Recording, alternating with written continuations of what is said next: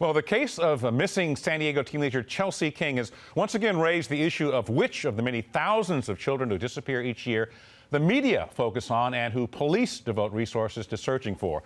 For some, it raises troubling questions whether the missing child's background, race, and class determine how much attention their case gets.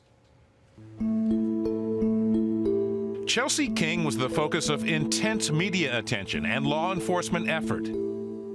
Almost exactly a year earlier, and about 10 miles from where Chelsea was last seen jogging, 14-year-old Amber Dubois left home to walk to school. She was never seen again. But Amber's case got little media attention and seemingly far fewer law enforcement resources.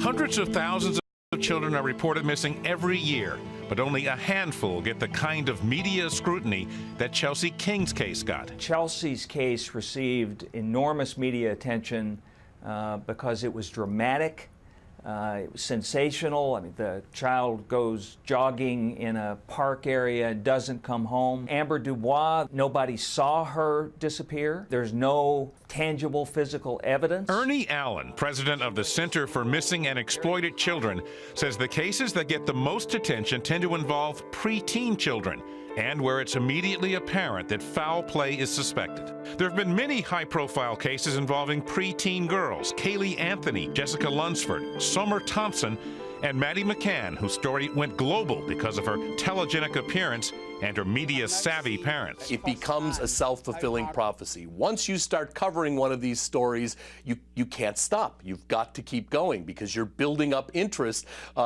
which means potentially building up an audience. Many African Americans and Latinos also perceive a racial bias to the coverage.